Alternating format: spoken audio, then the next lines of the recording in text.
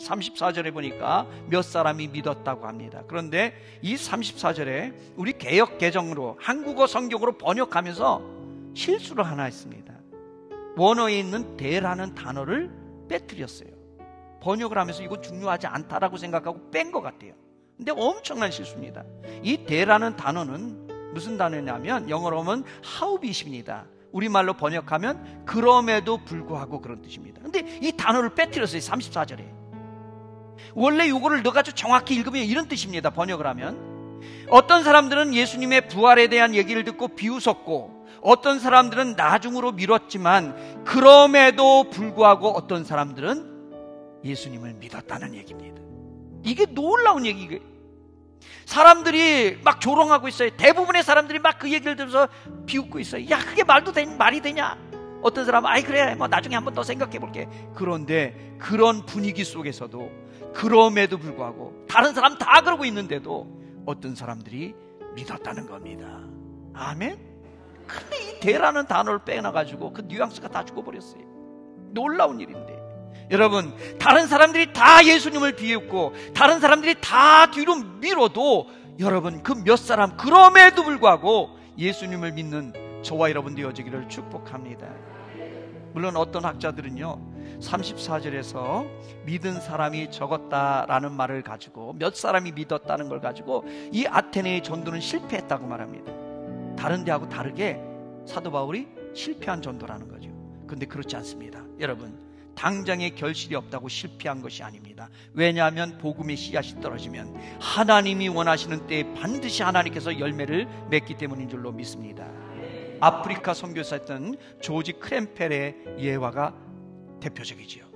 이 크램펠이 콩고강을 따라서 지류로 쫙 올라가는데 한 그 숲에 지나는데 거기서 원주민 언어로 예수 이름 권세여라는 찬양을 부르는 거예요.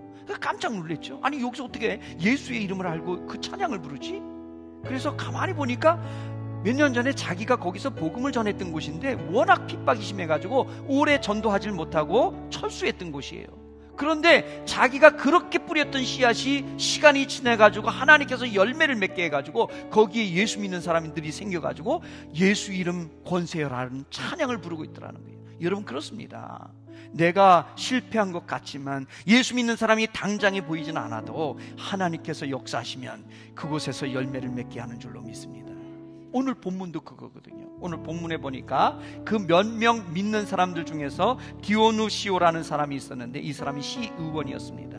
아테네는 12명의 시의원이 다스리고 있었는데 그 중에 한 사람이라는 거죠. 엄청난 권력을 가진 사람이었습니다. 그런데 그 당시에 예수를 믿으면 그 권력에서 쫓겨날 확률이 너무 높습니다. 아니요, 목숨까지도 이룰 수 있습니다. 그런데 이 사람은 그럼에도 불구하고 예수님을 믿는 줄로 믿습니다. 그래서 대라는 단어가 중요해요. 그럼에도 불구하고 예수를 믿었어요. 유세비우스에 의하면, 역사학자 유세비우스에 의하면요, 이 디오누시오가 나중에 첫 번째 아테네 교회의 감독이 되었다는 거예요. 지금으로 하면 목사가 되었다는 거죠. 그리고 나중에 고린도 교회의 감독이 되었다가 AD 95년에 도미시안 황제의 핍박 때 순교당했다는 거예요. 여러분 보세요. 사람들은 당장의 결과만 봅니다. 당장에 예수 믿는 사람이 몇 명이냐, 얼마냐, 우리 교회 등록한 사람이 이번 주에 몇 명이냐, 뭐 이런 것만 보는데 하나님께서는 그것이 아니라 먼 미래까지 보시는 줄로 믿습니다.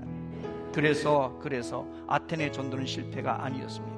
몇 명 아닌 것 같지만 그 중에는 아테네 교회의 감독이 나왔고 순교자가 나오는 하나님의 역사가 있었는 줄로 믿습니다. 하나님께서 예비하신 영혼이 그 순간에 예수님을 믿고 구원받은 것입니다. 그렇다면 저와 여러분 마찬가지입니다. 여러분, 우리가 우리의 삶 속에서 최선을 다해서 씨앗을 뿌리면 그 씨앗을 하나님께서 원하시는 때에 하나님의 방법으로 맺게 해주실 줄로 믿습니다. 열매가 당장 안 맺으면 어때요? 안 맺으면 어때요? 내가 복음을 전했다는, 씨앗을 뿌렸다는 그 자체가 하늘나라의 기준으로 보면 성공인 줄로 믿습니다. 또 내가 전도를 했더니 우리 교회 등록 안 하면 좀 어때요? 목사님 전도 열심히 해뒀더니 다음에 가까운 교회로 간대요. 다른 교회 갔어요? 전도 열심히 했는데 가까운 교회로 가버렸어요. 여러분 괜찮습니다.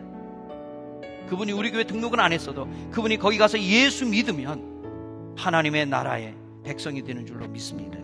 이왕이면 우리 교회에 오시면 좋겠지만 거리 때문에 상황 때문에 못 나오시다도 괜찮습니다. 내가 씨를 뿌린 거 중요한 것이고 내가 씨를 뿌려서 그분이 예수 믿었으면 그분은 하늘의 백성이 되는 줄로 믿습니다.